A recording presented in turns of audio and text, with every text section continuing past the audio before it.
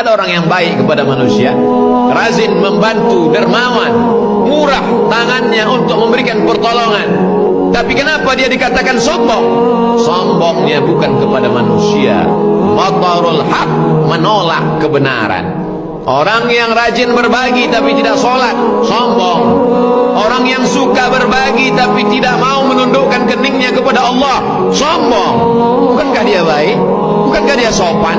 Bukankah dia santun? Karena definisi sombong, kata Nabi, batarul haq, menolak kebenaran. Yang penting baik, yang penting sopan, yang penting mau berbagi. Masalah dia sholat bukan urusan kita, urusan kita. Karena Nabi memeriksa jamaah. Asyahidun fulan, mana si fulan? Mengapa tidak sholat berjamaah? Hadis ditulis setelah 200 tahun. Siapa yang ngomong itu? Abdullah bin Umar, Umar bin Khattab. Pada zaman itu sudah ada hadis yang ditulis. Siapa yang menulis hadis? Namanya Abdullah bin Amr bin As. Ya Rasulullah, boleh enggak aku tulis hadis-hadis yang keluar dari mulutmu?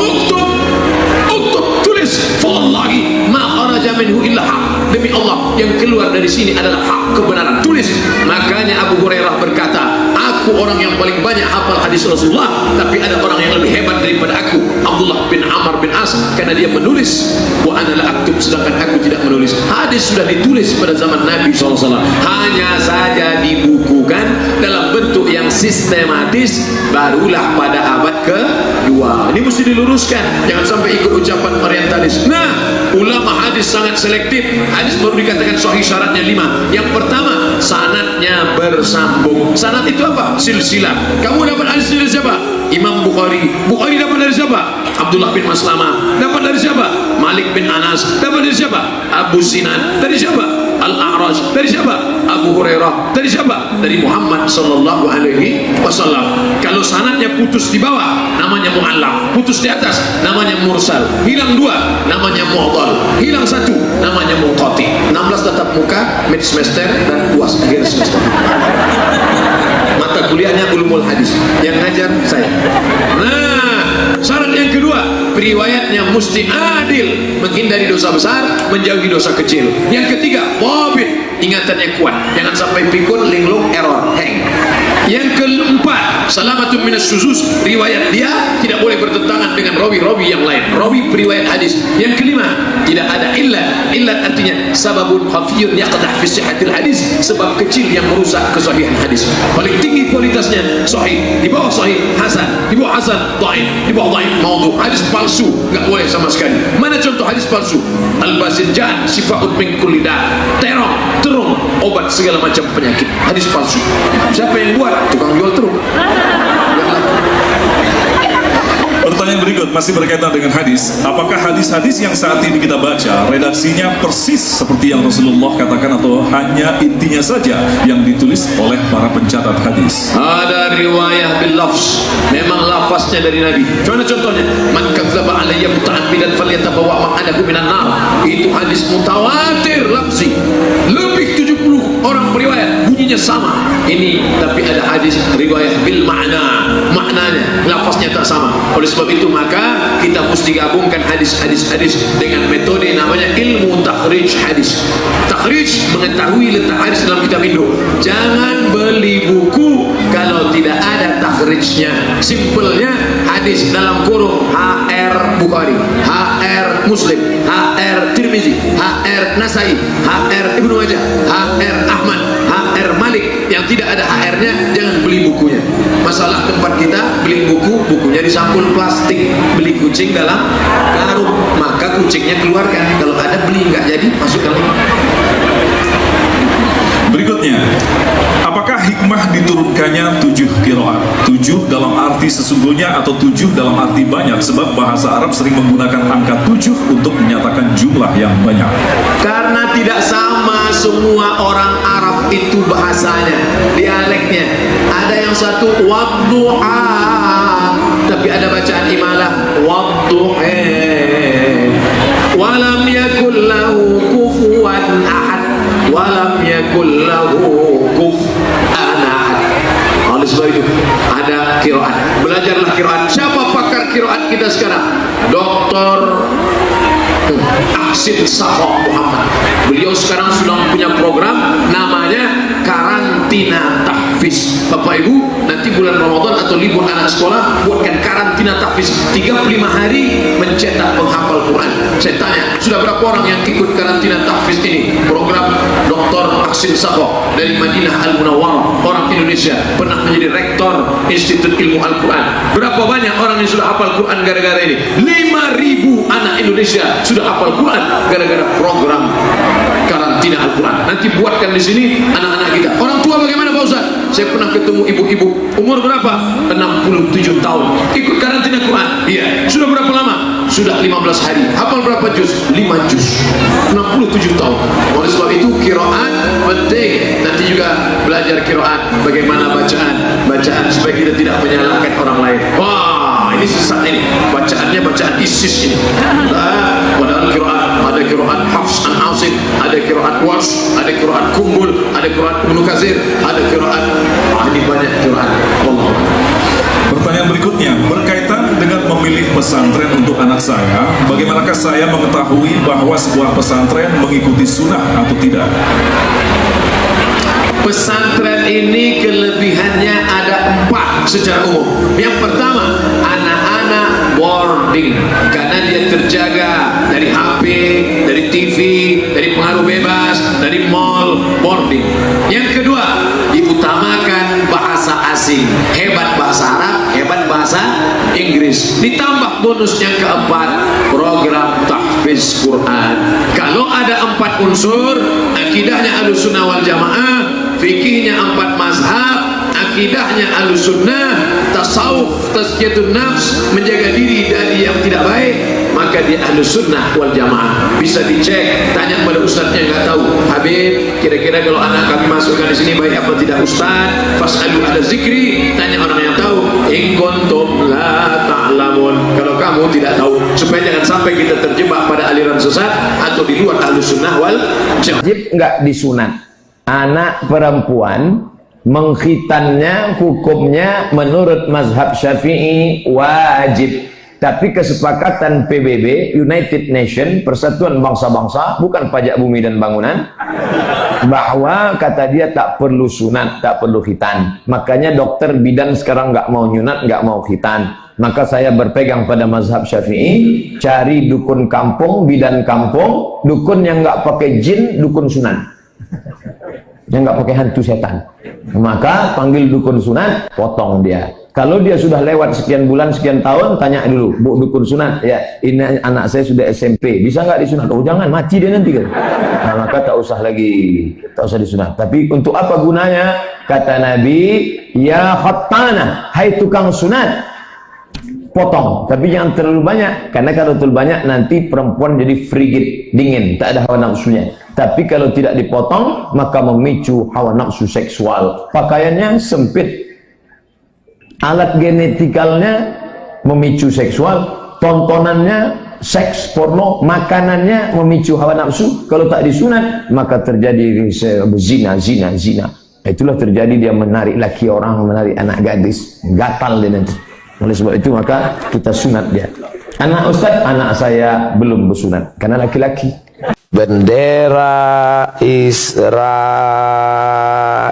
Macam mana bentuk benderanya? Pilih image. Benderanya adalah biru di atas, biru di bawah, di tengah bintang segi 6. Ini bukan main-main, ini simbol. Apa makna biru di atas? Sungai Nil. Apa makna biru di bawah? Sungai Efrat. Di mana Sungai Nil? Afrika Utara, Irak. Di mana Sungai Efrat? Irak. Asia. Mereka mau membuat negara besar yang perbatasannya antara 2 sungai, antara Sungai Nil dengan Sungai Efrat. Lalu apa makna bintang segi 6?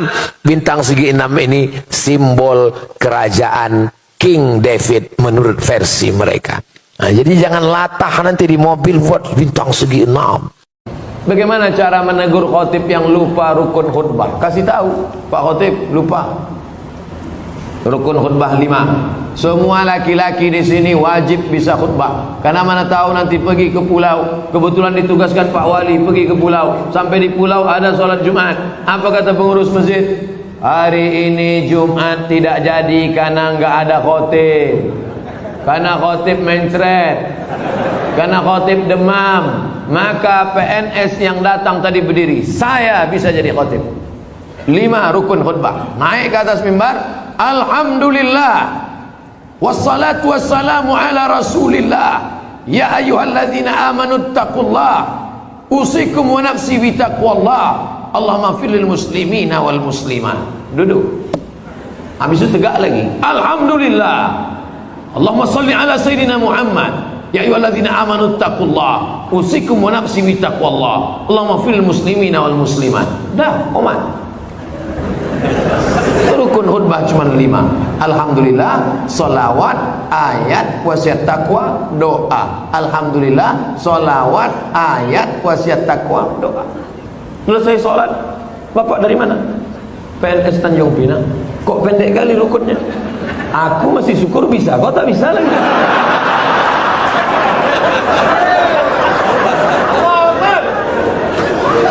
Nah, insya Allah selesai ceramah ini semua PNS ASN Tanjung Pinang bisa jadi khotib, betul? Sependek itu pun ada juga yang ragu. Naik ke atas, nanti latihan dulu, karena kadang walaupun kita hafal, karena grogi naik ke atas hilang juga yang 5. Pas naik ke atas, latihan. Alhamdulillah, wassalatu wassalamu ala rasulillah, ya ayyuhalladzina amanu taqullah, usikum wa nafsi bitaqwallah, Allahumma fil lil muslimina wal muslimat. Duduk. Karena khutbah mesti 2. Besok naik lagi. Alhamdulillah. Diulang balik, jangan pula naik lagi sama macam tadi. Ustaz Samad ni dulu lahir langsung jadi ustaz? Tidak. Pernah juga tinggal puasa? Pernah. Saya mulai puasa penuh itu kelas 2 SMP. Kelas 2 SMP tahun 92 saya berangkat haji bulan Mei. Balik dari haji, kau sudah haji, tak boleh tinggal sembahyang, tak boleh tinggal puasa, tak boleh pacaran. Maka saya tak punya pacar. Banyak menyesal sekarang. Itu pula manfaatnya kita haji muda itu, menjaga diri kita. Jadi sebelum itu ada juga tinggal berapa hari. Saya sedang puasa, datang kawan bawa soto Medan. Mat, ayo makan, puasa aku bilang. Ini kita. Kata dia. Wah, nengok soto Medan. Tapi dah saya ganti dah. Makanya di Tahrim Hadramaut Yaman tak diaspal jalan. Bukan karena Yaman miskin, pemerintahnya kaya raya. Kenapa? Karena mereka tak ingin bekas-bekas tapak kaki wali-wali Allah itu ditutup oleh aspal. Begitu mereka memuliakan, menghormati para wali-wali Allah. Apa perbedaan antara jin, iblis, dan setan? Seram.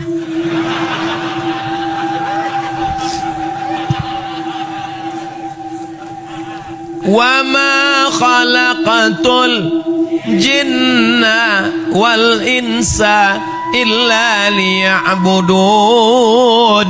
Kalau begitu makhluk yang disuruh beribadah cuma 2, yang ada hawa nafsunya dan disuruh beribadah cuma 2, manusia dan jin. Oke, kita sepakat. Malaikat nggak ada hawa nafsu.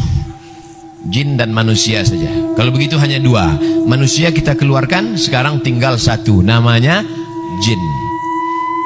Inna minnal muslimun wa minnal qasitun. Kami jin ini ada jin yang muslim dan ada jin yang kafir. Jin terbagi 2. Jin, ada jin yang baik, ada yang jin muslim, jin kafir. Yang jin kafir itu namanya syaitan. Induknya kana minal jinni, dia berasal dari kalangan jin. Fafasaqa an amri rabbih, dia melawan perintah Allah.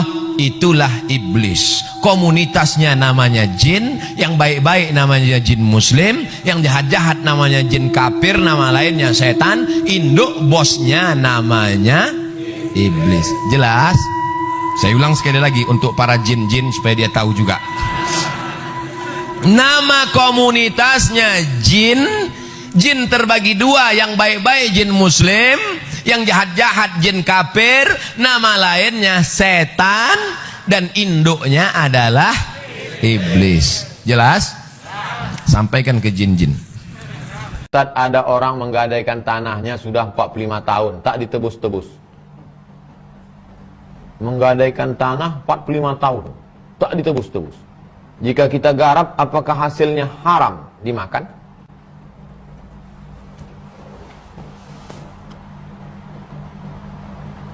Kullu qardin jarra naf'an fahuwa riba. Setiap pinjaman kalau mengambil manfaat dari pinjaman itu adalah riba.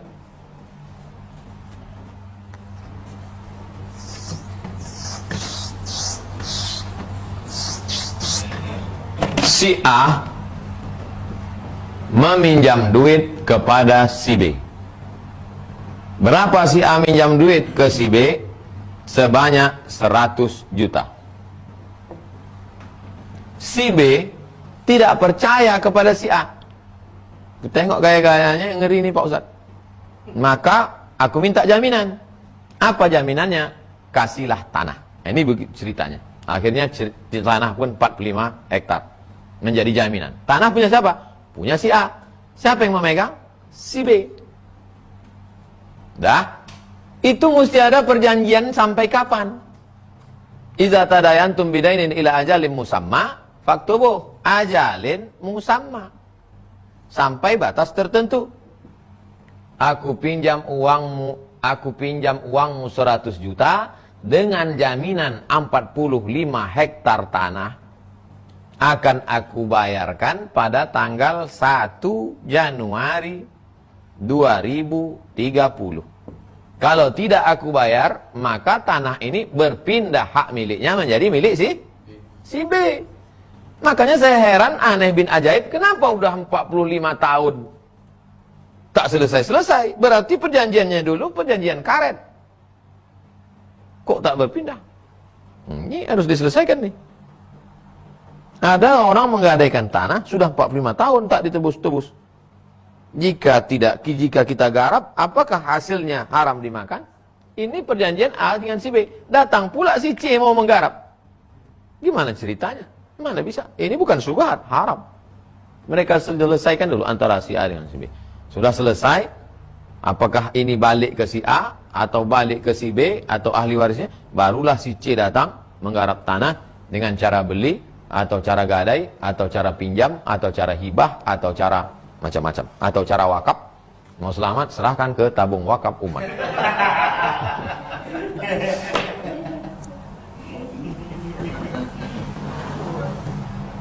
Selama belum ditebus, maka tanah yang luas ini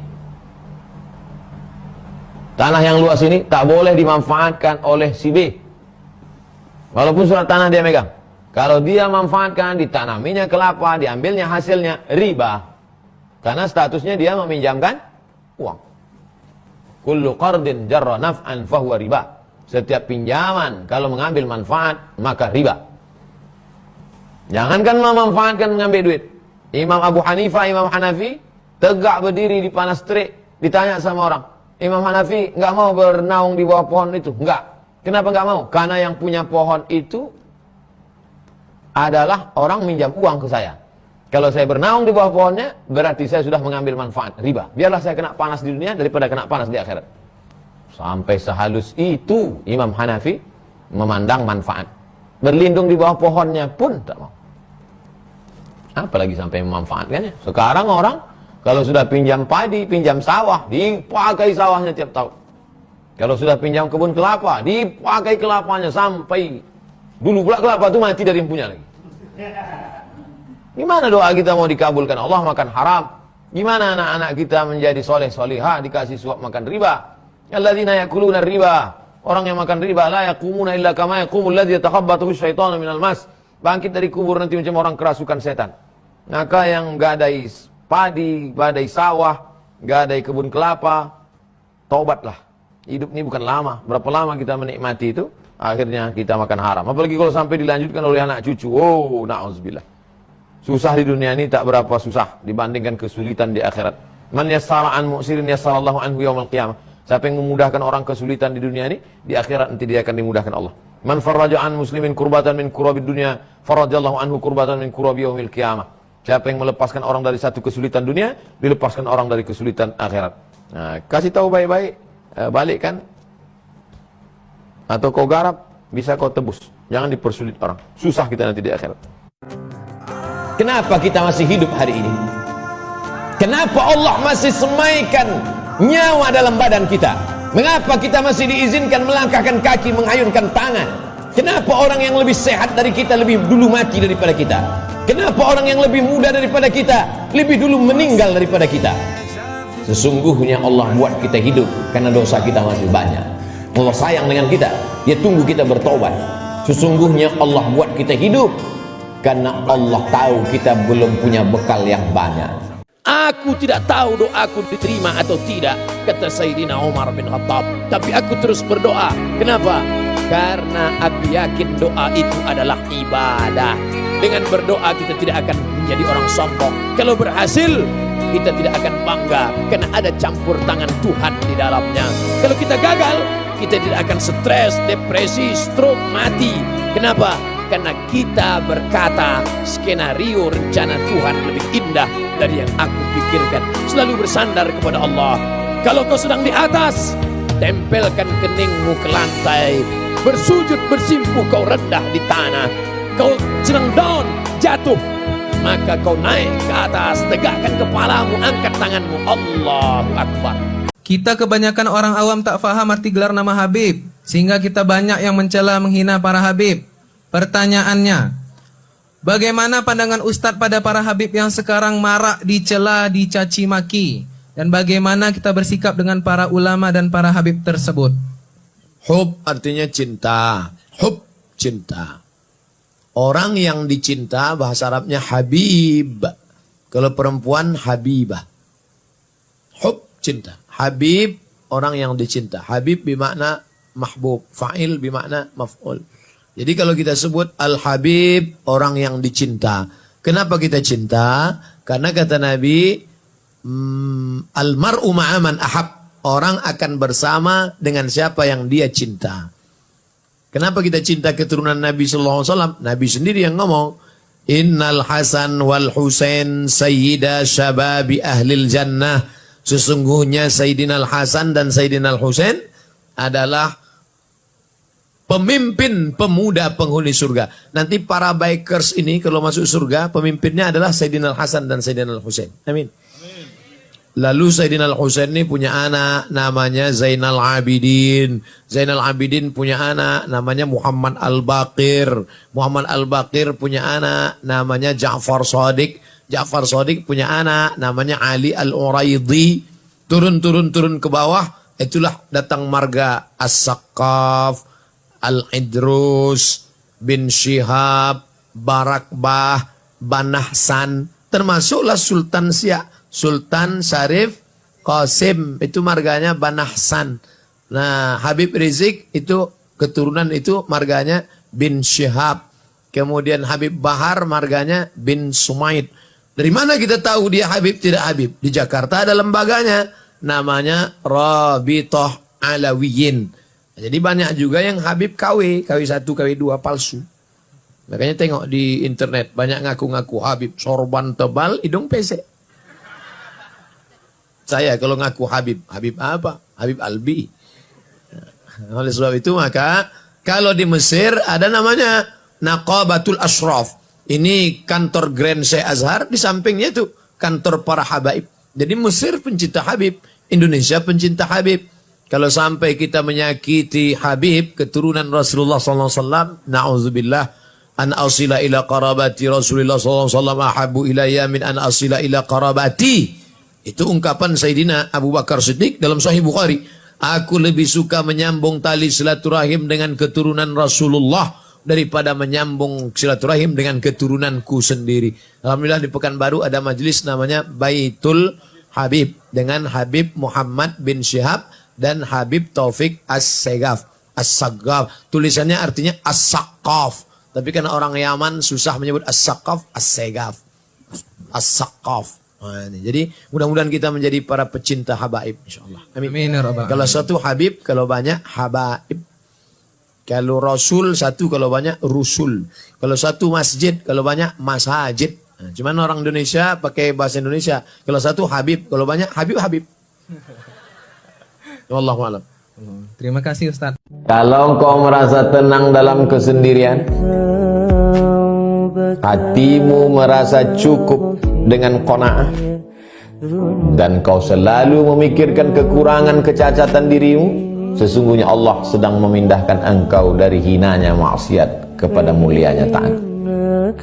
Siapa penguasa yang paling hebat di atas muka bumi? Namrus, 400 tahun berkuasa, bukan 4 periode, 400 tahun berkuasa, sampai akhirnya dia berkata, apa kata Namrus? Ailahun ghairi, apakah ada Tuhan selain aku? Orang kalau terlalu lama berkuasa, lama-lama ngaku Tuhan. Ailahun ghairi, apakah ada Tuhan selain aku? Akhirnya Namrus mati.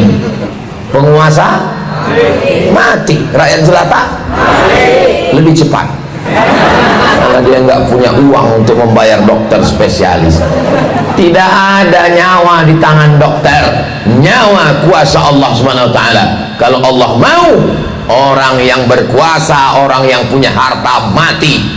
Kalian yang punya FB, yang punya Instagram, yang punya TikTok, isikan gambar dengan selawat-selawat. Karena kalau tidak nanti TikTok diisi setan, FB diisi iblis, Instagram diisi hantu, YouTube diisi tuyul. Maka mesti diisi dengan dakwah. Apa yang diciptakan Allah pertama kali? Apa yang diciptakan Allah pertama kali, Pak Ustadz? Kata orang, tarekat yang pertama diciptakan adalah Nur Muhammad. Saya tak berani bicara tarekat kalau tidak bertanya pada orang tarekat. Maka orang tarekat pun yang alim, jangan yang jahil. Orang tarekat yang ahli hadis, jarang. Ada ahli hadis tidak tarekat, ada orang tarekat tak ahli hadis. Datang ke Pekanbaru, ahli hadis dan tarekat, namanya Syekh Muwaffaq, tarekatnya Syaziliyah, pernah juga mengambil Qadiriyah, ada juga mengambil ijazah Naqasabandiyah. Jadi tarekat dia banyak, tapi yang dia ijazahkan di masjid ini itu zikir Syaziliyah dari Imam Abul Hasan Asy-Syazili. Maka saya jumpai dia langsung di kamar hotel Pangeran. Syekh, saya mau nanya banyak masalah nih, takutnya di masjid nanti tak sempat orang banyak. Di masjid orang banyak bukan nanya, minta foto. Banyak pertanyaan. Di antara yang saya tanya tentang hadis Nur Muhammad. Kata dia, ya ibni, wahai anakku, hadis tentang Nur Muhammad ini tidak sahih. Nanti yang berkata Syekh tarekat Syaziliyah, mursyid dia bukan khalifah, dia sudah sampai pada tingkat mursyid. Ketika mursyid tarekat Syaziliyah di Suriah meninggal, beliau yang diangkat sebagai pengganti. Tapi dia tak bisa hidup di Suriah karena dia berlawanan dengan Bashar al-Assad, maka dia pindah ke Turki sudah 5 tahun. Syekh Muwaffaq, mursyid tarekat Syaziliyah, tentang hadis Nur Muhammad. Kata Syekh Yusuf Qardawi dalam Fatawa Muhasirah, maka yang pertama kali diciptakan Allah hadis sahih adalah qalam. Al-qalam, qalam artinya pena. Nun wal qalami wa ma yasturun. Al-qalam, yang pertama kali diciptakan qalam. Kata Allah, hai qalam, uktub, tulislah. Dosaku ini besar ya Allah, tapi Engkau Maha besar. Dosaku sebanyak buih di laut, sebanyak pasir di pantai. Fa innaka ghafirud dzambil azim, tapi aku yakin Engkau Maha Pengampun segala dosa. Paling afdal berdoa adalah ketika sedang bersujud. Maka perbanyaklah doa ketika sujud, tapi jangan bahasa Indonesia. Kalau bisa bahasa Arab, kalau nggak bisa dalam hati saja sujud. Allahu Akbar, subhanarabbiyal a'la wa bihamdi, subhanarabbiyal a'la wa bihamdi, subhanarabbiyal a'la wa bihamdi. Habis itu minta kepada Allah apa yang perlu diminta. Kalau teman tak lagi bisa menjadi kawan, kalau dunia tak lagi menjadi ramah, kalau tak lagi ada orang bisa mendengar, maka berbisiklah ke bumi. Insya Allah pintu-pintu langit akan terbuka mendengar doa-doa. Kenapa lah Ustadz mau tinggal di Riau? Bukan dihormati orang Ustadz. Bagus Ustadz di luar, naik private jet. Masya Allah. Nah, ada orang berpikir begitu. Ustadz tinggal di sini, ku kasih rumah, ku kasih mobil, jadi dosen.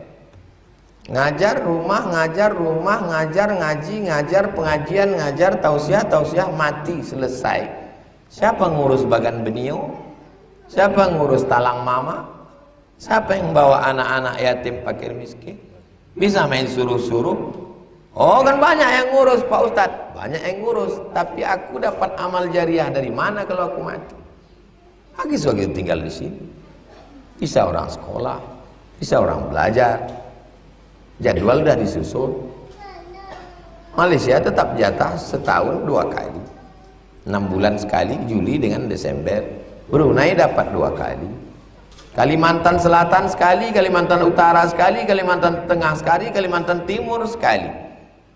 Saya tak tahu yang undang siapa, entah masjid, entah musola, entah bupati, entah RT, tak tahu, tak pernah saya tahu. Diundang Ustadz terkenal ke Riau, 2 tahun. Kata orang Duri, 2 tahun kami nunggu, tak ada jadwal Pak Ustadz. Pas gubernur ngundang, langsung dapat. Saya nyusun jadwal tak begitu. Medan, kau ku kasih 4 hari.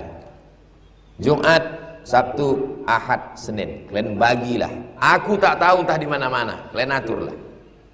Palembang, kalian ku kasih 4 hari. Jambi, ku kasih kalian 4 hari. Kepulauan Riau, ku kasih kalian 4 hari. Kemana-mana aja Ustaz, terserah. Di luar itu aku tak bisa datang. Assalamualaikum. Waalaikumsalam. Kami dari protokoler gubernur. Jangankan gubernur, sultan pun aku tak datang. Pikirnya udah hebat kali gubernur tuh. Gubernur cuma 5 tahun. Itu pun kalau tak ditangkap KPK. Tak usah kau bawa-bawa atasan kau. Aku udah kasih jatah 4 hari. Ahad, Jumat, Sabtu, Ahad, Senin. Aku datang Jumat, pulang Senin. Tak lebih dari itu. Tambah sedikit Pak Ustadz, tak boleh. Nanti kau tahu lama disangka orang aku udah buka cabang. Di luar dari itu tidak ada tambahan. Aceh 4 hari, Sumatera Utara 4 hari, Riau 5 titik, sebulan 5 titik Riau.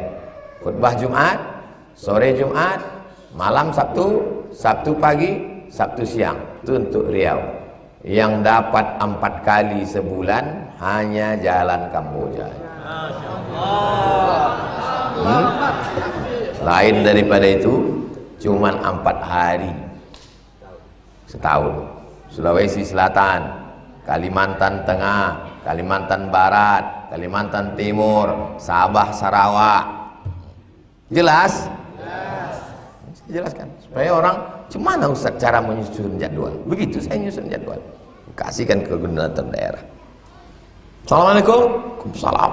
Ini ada konglomerat ini Pak Ustaz. Ini begini. Hubungi daerah.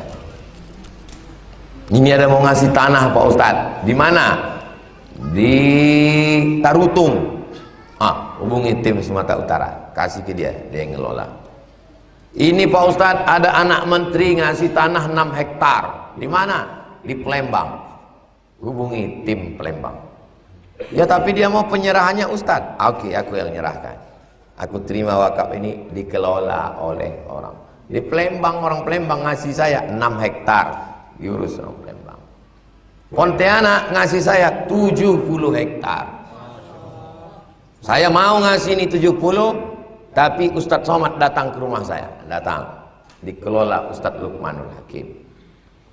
Jadi mau panjang, dibeli pun tak dikasihnya. Jangan kan mau mengasih, dibeli pun tak dikasih. Tapi aku tetap juga tinggal di sini. Paham? Perlu kujelaskan. Ini semua nih yang jamaah subuh ini jamaah ring 1 ini. Ring 1 yang bisa menjelaskan tentang aku. Jadi kalau ditanya orang, "Cumananya Ustaz Somad?" Dia tuh begini jadwal. Udah dijelaskannya kemarin begini cara dia nyusun jadwal. Di antara tanda-tanda dekatnya hari kiamat itu adalah dalam hadisnya ada 5. Yang pertama, yataqarabuz zaman. Zaman, masa, waktu makin pendek. Yang kedua adalah wa yanqusul ilmu. Ilmu semakin berkurang. Kalau sudah ilmu berkurang, apa yang bertambah? Jahil. Maka datang penyakit syuh. Yang ketiga, apa itu syuh? Hubbud dunya, hubbul mal, wa tuhibbul mala hubban jamma. Engkau sayang kepada harta amat sangat sayang. Dia pegang semuanya sampai tak meleleh, tak menetes walaupun satu tetes. Keempat, wa tazharul fitan. Banyaklah fitnah, siksa. Yang terakhir, yang kelima, wa yakthurul haraj. Wa yakthurul haraj. Banyak terjadi haraj, kata Nabi. Sahabat pun bertanya, ya Rasulullah, wa mal haraj? Apa haraj itu ya Rasulullah? Kata Nabi SAW, al-haraj al-qatlu. Nanti di akhir zaman itu akan banyak pembunuhan.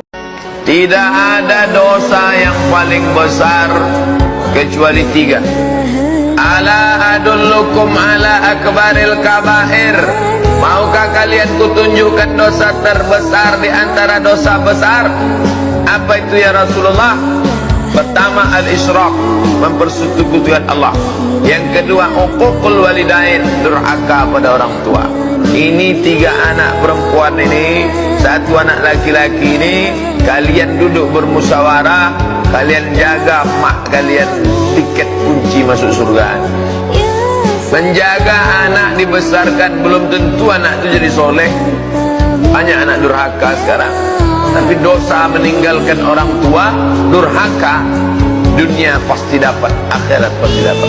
Yang tiga orang perempuan, laki-laki menyia-nyiakan orang tua ini, nanti di dunia ini, di akhir hayatnya pasti dia merasa.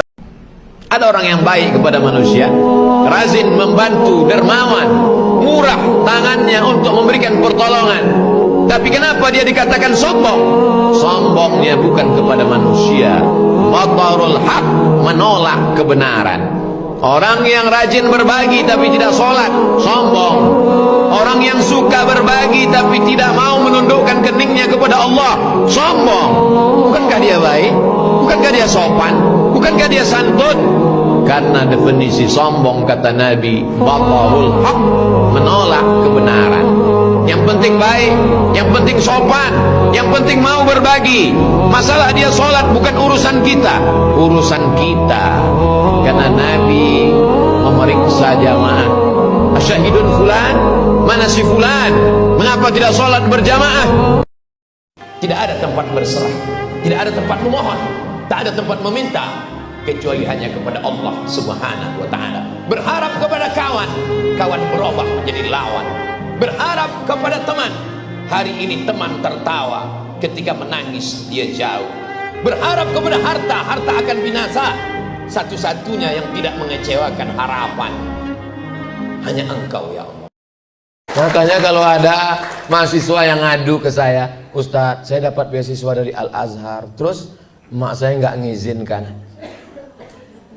Mati aja lah mak kau.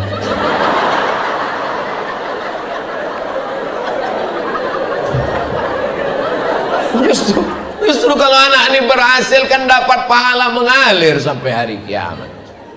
4 tahun saya, tapi tidak saya ngomongkan gitu. Takut saya sakit hati dia kan.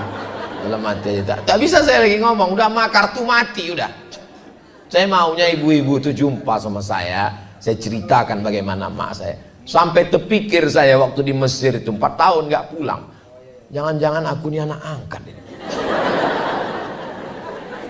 Pulang saya setelah 4 tahun, 98 berangkat, 2002 pulang. Mak rindu gak sama aku waktu aku di Mesir? Aku rindu betul sama kau. Jadi gimana cara mak kalau rindu? Ku cari anak-anak yang hitam macam kau.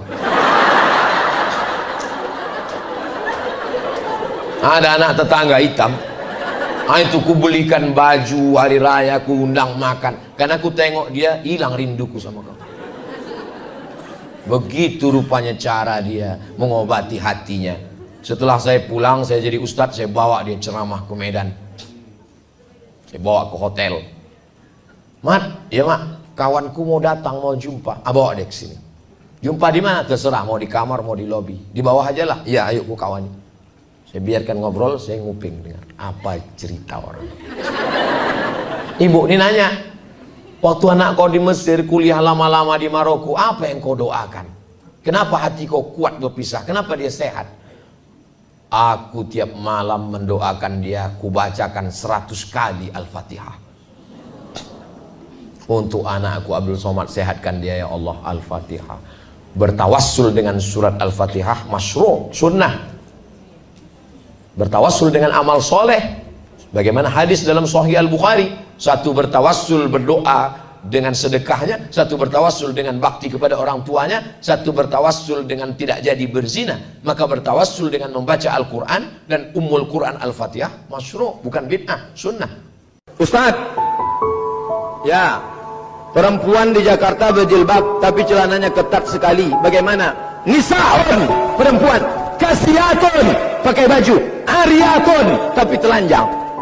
Perempuan pakai baju tapi telanjang. Ini belum pernah kalian lihat wahai sahabatku, tapi nanti di akhir zaman kalian akan melihatnya. Tiba-tiba ada anak gadis pakai celana sempit sampai paha menjerit. Kamu adalah hamba Allah, dikandung ibumu 9 bulan 10 hari, kau dididik, dibesarkan dengan tetesan air mata dan darah. Jangan jatuhkan hati. Bilang sama dia, aku senang melihatmu wahai perempuan solihah, maka aku ingin menjadikan engkau ibu untuk anak-anak. Kalau kau mau, terimalah aku. Kalau tidak, masih ada 1000 lagi anak, 1000 lagi. Kamu menjadi umat paling baik bukan karena tahajudmu. Kamu menjadi umat paling baik bukan karena haji dan umrahmu. Kamu menjadi umat yang paling baik bukan karena membangun masjid. Kuntum khaira ummah. Kamu umat yang paling baik. Kapan? Ta'muruna bil ma'ruf, ketika kau ajak orang berbuat baik. Wa tanhauna 'anil munkar, kau larang orang berbuat mungkar. Ada pula orang mengatakan maulid ini bid'ah. Kalau maulid itu bid'ah, berarti yang datang itu masuk neraka, yang ngundang masuk neraka. Yang paling panas nerakanya yang ceramah, karena dia membawa kepada bid'ah. Na'udzubillah, kullu bid'atin dhalalah wa kullu dhalalatin finnar. Neraka jahanam tempatnya. Oleh sebab itu maka pahami ini dengan baik. Maulid adalah sarana untuk mengenalkan Nabi Muhammad sallallahu alaihi wasallam. Kita pakai kalender Januari, Februari, Maret, April, Mei. Kita tidak pakai Muharram, Rabiul Awal, Rabiul Akhir, Muharram, Safar, Rabiul Awal, Rabiul Akhir. Maka dengan adanya maulid, anak-anak kita tahu, papa, itu mereka ngapain rame-rame? Maulid, brother. Maulid anakku, maulid guys. Supaya apa? Supaya mengenalkan kepada umat, mengenalkan kepada anak-anak kita. Bahkan di Mesir itu, kalau hari bulan Maulid, itu mereka bagi-bagi manisan, halawah manisan. Ada manisan kacang, ada manisan tepung. Kita kadang terkejut, nggak ingat bulan Maulid. Apa ini? Ada apa? Salli ala Nabi, Allahumma salli ala Sayyidina Muhammad, Maulidur Rasul. Mengenalkan, mengingatkan Nabi Muhammad sallallahu alaihi wasallam.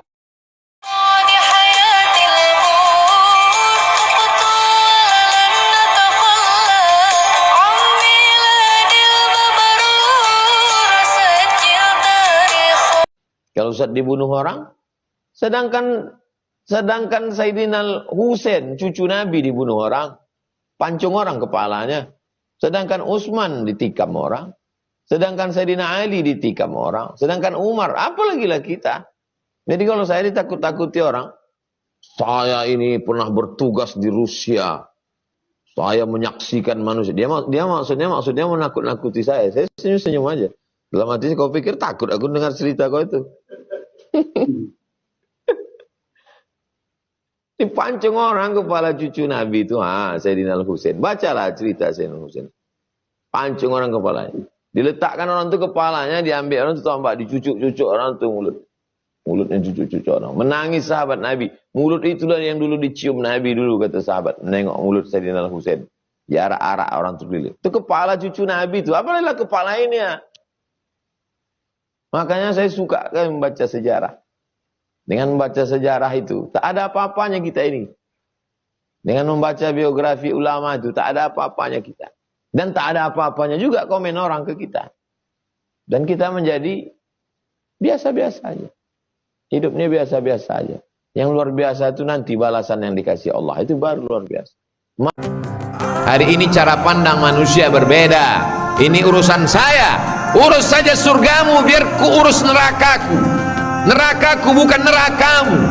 Begitu lantangnya manusia-manusia sombong. Bukan ajaran Islam. Islam bukan sekedar sholat. Islam bukan sekedar puasa. Islam bukan sekedar haji dan umrah.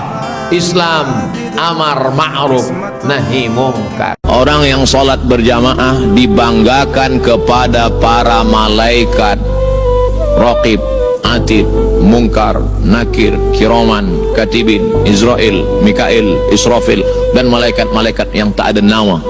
Maka nanti malaikat Munkar Nakir manakala kita mati, dia tengok, ini siapa Munkar? Kata Nakir, inilah yang dulu selalu kita tengok dibanggakan Allah. Oh, kalau gitu tak usah kita tanya lagi. Kalau istrinya baik, anaknya pasti baik. Betul. Tapi kalau suami baik, anak belum tentu baik. Betul. Kita ulang sekali lagi, bisa? Kalau istri baik, anak pasti baik. Tapi kalau suami baik, anak belum tentu baik.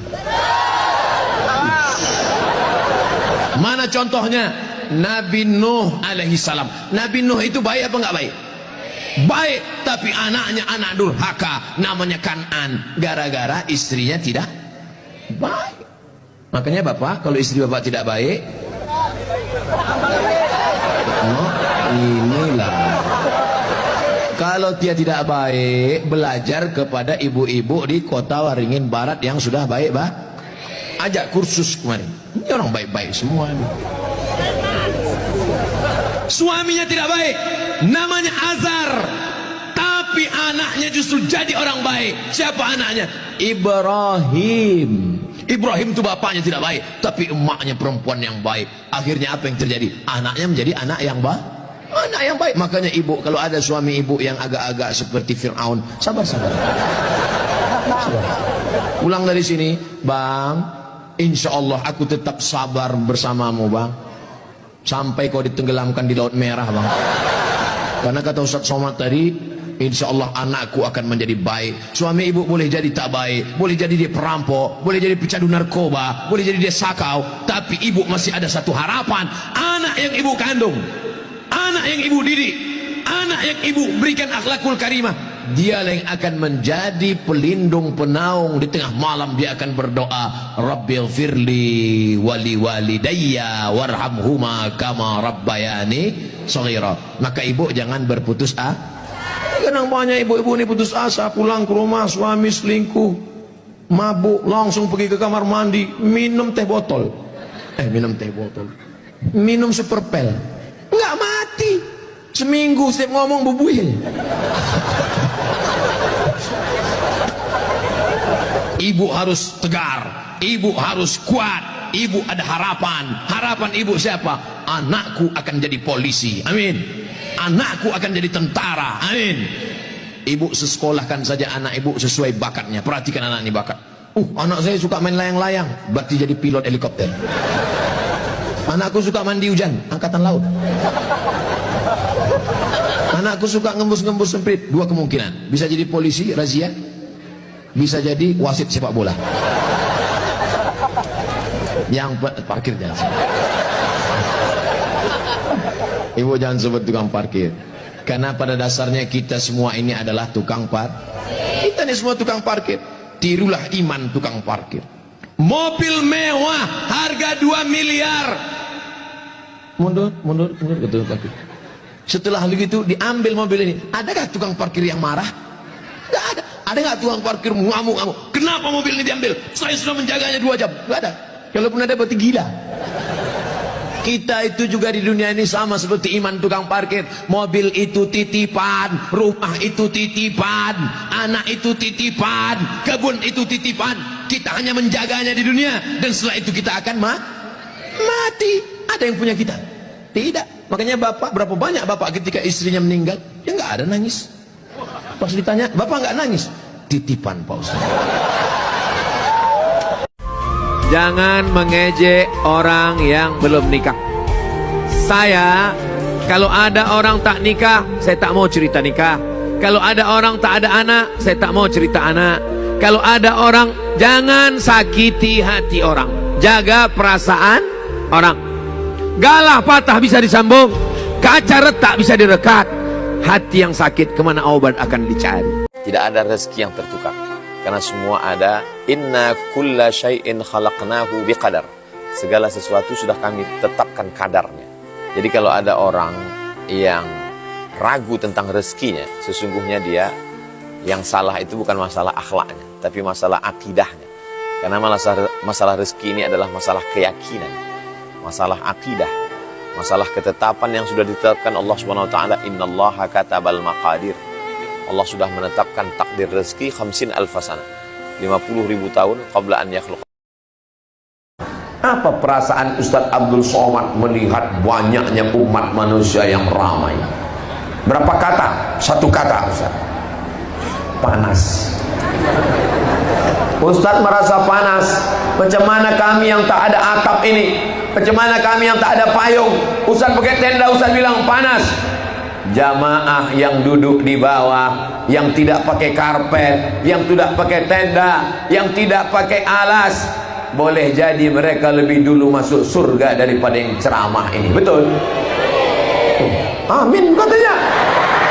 Mati aku.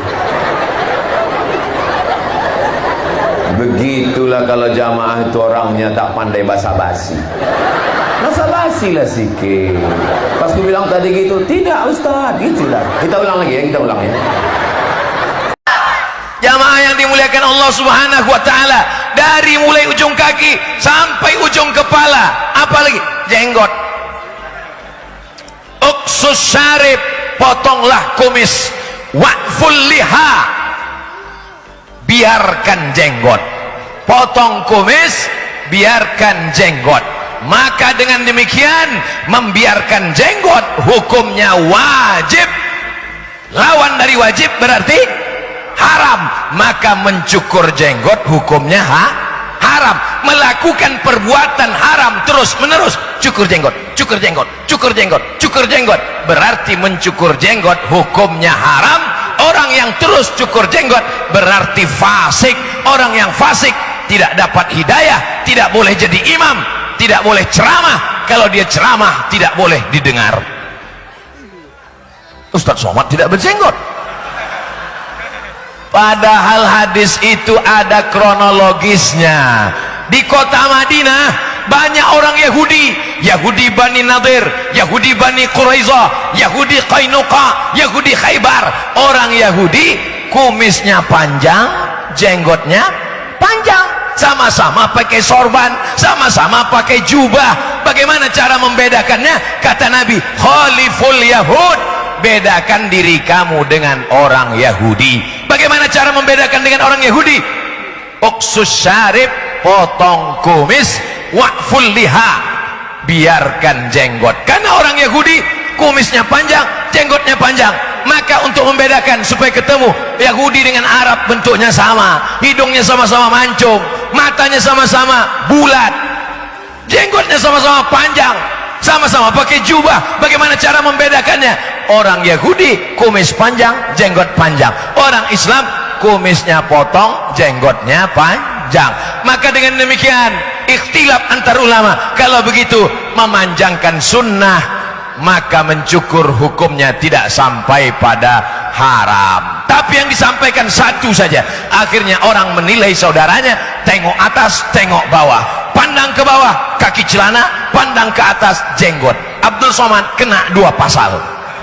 Pasal 1 kena, pasal 2 kena. Tinggalkan Abdul Somad, karena dia bukan ustadz ahlus sunnah, dia adalah UAS, ustadz ahli syubhat. Kiamat dunia ini, saudaraku.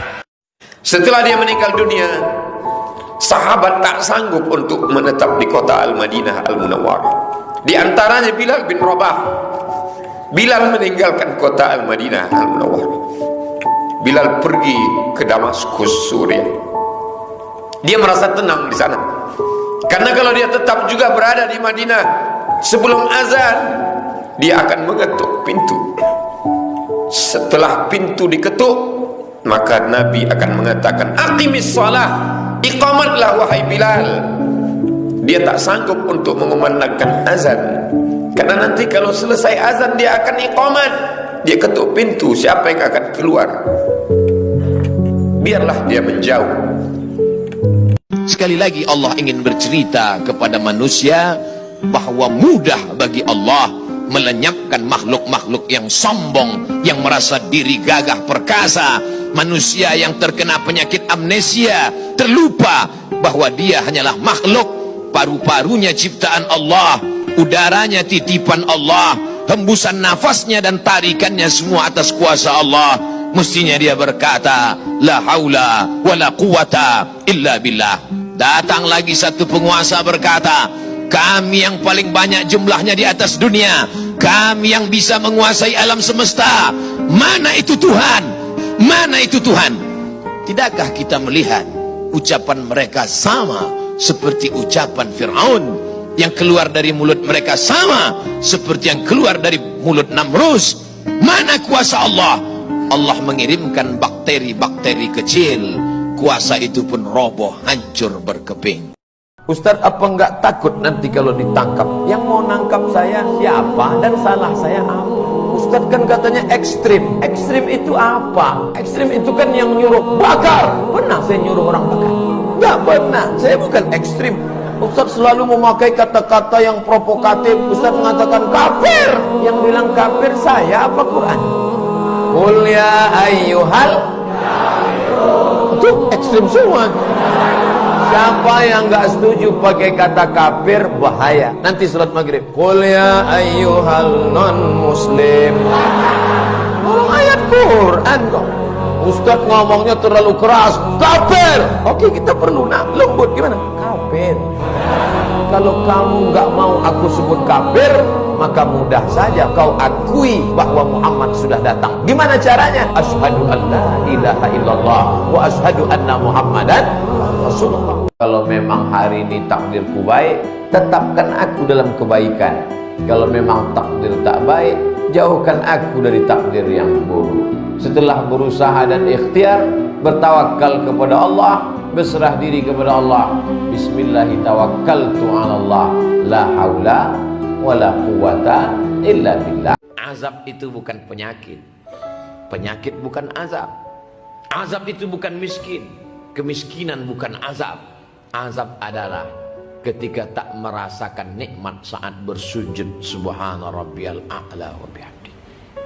Azab itu adalah ketika makan cukup, tidur cukup, tak sempat bangun malam tahajud, tak merasakan nikmatnya usolli sunnatat tahajud raka'ataini lillahi ta'ala. Itulah azab yang paling mengerikan. Kalau masalah kaya, tak ada yang lebih kaya daripada Qarun.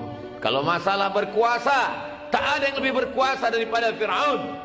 Jadi kalau orang mengukur kesuksesan pada kaya, yang paling sukses Qarun. Kalau diukur kesuksesan berkuasa, maka tidak ada yang lebih hebat daripada Namrus, daripada Fir'aun. Tidak ada bekal yang paling baik adalah kecuali salat, salat, salat. Inna awwala ma yuhasabu bil 'abdu yaumal qiyamah. Yang pertama kali dihisab, dihitung, dikira dari seorang hamba adalah salatuhu, salatnya. Idza salahat, kalau salatnya baik, salahal amalu kulluh, amal yang lain ikut menjadi baik. Wa idza fasadat, kalau salatnya rusak, fasadal amalu kulluh, amal-amal yang lain pun ikut menjadi rosak. Kalau kau takut kepada aturan negara, sampai masanya negara tumbang, sampai masanya penguasa mati, sampai masanya yang mengawasi itu tertidur, tapi kau diawasi oleh dia. Siapa dia? La ta'khudhuhu sinatun, dia tak pernah tidur. Wala naum, dia tidak mengantuk, dia tidak tidur. Hayyun, dia maha hidup. La yamut, dia tidak pernah mati. Wa huwas sami', dia maha mendengar. Al-basir, maha melihat. Tapak kaki semut yang hitam, di atas batu yang hitam, di tengah malam yang kelam, di tengah samudera yang luas, akan ditampakkan di depan matamu. Wa qadimna ila ma 'amilu min 'amalin, kami tampakkan amal mereka, lalu amal itu dilihat. Faman ya'mal mithqala dzarratin khairan yarah, sebesar biji sawi, sebesar ujung rambut, sebesar ujung jarum akan ditampakkan di hadapan Allah Subhanahu wa taala. Hari ini di dunia, kejahatanmu bisa kau hilangkan dengan uang yang kau miliki. Kejahatanmu bisa kau lenyapkan dengan kekuasaan yang ada di ujung jarimu. Tapi sampai masanya Allah berkata, Anal Jabbar, akulah penguasa. Mainal Jabbarun, mana penguasa-penguasa yang lain? Semuanya mati. Kullu nafsin dha'iqatul maut. Semua yang bernyawa, semua yang bernafas mati menghadap Allah Subhanahu wa taala. Al jaza ala qadril amal. Balasan itu sesuai dengan kadar amal. Kenapa waktu Nabi menoleh ke belakang dilihatnya perempuan? Dan Nabi heran, kamu siapa perempuan? Saya perempuan yang menjaga anak yatim. Perempuan itu kan sifatnya lemah, tapi dia mampu kuat menjaga anaknya. Suaminya meninggal. Secara fisik badannya lemah. Secara ekonomi pemasukannya tak ada. Secara emosional dia sangat bisa dirayu oleh laki-laki, tapi tiga-tiga bisa dia tahan. Secara fisik lemah dia jadi kuat. Secara ekonomi dia penuhi kebutuhan anaknya. Secara emosional dia tahan hawa nafsunya. Dia tahan nafsunya, dia tahan. Akhirnya dia bisa membesarkan anaknya tanpa harus berbuat dosa dan maksiat. Itu tak bisa dilakukan laki-laki. Itulah yang membuat perempuan lebih dulu masuk surga. Kenapa? Karena al-jaza, balasan yang diterima sesuai dengan kadar berat, sulit, sukarnya suatu amal. Itulah yang menyebabkan turunnya rahmat Allah Subhanahu wa ta'ala. Assalamualaikum warahmatullahi wabarakatuh. Saya berada di asrama Ma'had Az-Zahra, 4 lantai, 36 kamar. Ada tak ada kita, asrama ini tetap jadi, anak-anak tetap menghafal Quran di sini, tetap jadi orang, tetap menjadikan amal jariah mengalir. Kita hanya sekedar menumpang tuah, mengambil berkah. Mari kita selesaikan bangunan ini melalui transfer ke BSI nomor rekening 767 7777227 atas nama Pendidikan Hajah Rohana, almarhumah mak saya. Nomor admin jangan lupa kontak ke nomor 0811 6650 026. Berkah selalu. Assalamualaikum warahmatullahi wabarakatuh. Jangan bersedih ketika kau didustakan. Jangan bersedih ketika kau dibunuh karaktermu. Jangan berduka cita ketika tidak ada manusia yang menerimamu. Karena sesungguhnya itu hanyalah cara Allah menguatkan hatimu, karena dia ingin mengangkat derajatmu, menempatkan di tempat yang terpuji, memperlihatkanmu sesuatu yang tidak pernah dia perlihatkan kepada manusia yang lain. Dia buat hatimu hancur berkeping agar tidak lagi ada tempat makhluk dalam hatimu. Yang ada hanya Allah semata. Ma fi qalbi ghairullah. Pada saat itu mentalmu sudah kuat, layaklah engkau berada di tempat yang terpuji. Apa hukumnya isbal, Pak Ustaz? Isbal itu apa ya? Isbal itu artinya kaki celana menutupi mata kaki. Ini namanya isbal nih. Ini namanya isbal nih. Sarung, kaki celana, jubah menutup mata kaki. Iki jenenge isbal. Maka ma asfalal ka'baini finnar. Kalau di bawah mata kaki masuk neraka, mlebu nang neraka. Siapa yang pakai celana kain di bawah mata kaki masuk neraka. Ini masuk neraka lah ini. Makanya memahami hadis tidak bisa satu saja. Ada hadis satu lagi mengatakan man jarra thawbahu khuyala, kalau sombong, kalau di bawah mata kaki sombong baru masuk neraka. Kalau nggak sombong nggak apa-apa, kata Imam Syafi'i. Kalau nggak sombong nggak apa-apa, kata Imam Nawawi dalam kitab Riyadhus Shalihin. Kalau nggak sombong nggak apa-apa, kata Imam Sun'ani dalam kitab Subulus Salam. Kalau nggak sombong nggak apa-apa, kata Imam Syaukani dalam kitab Nailul Autar. Kalau nggak sombong nggak apa-apa, kata Syekh Atiyah Sokor dalam kitab Fatawa Azhar. Kalau nggak sombong nggak apa-apa, kata Syekh Qardawi dalam kitab Kaifana Ta'amal Ma'as Sunnah.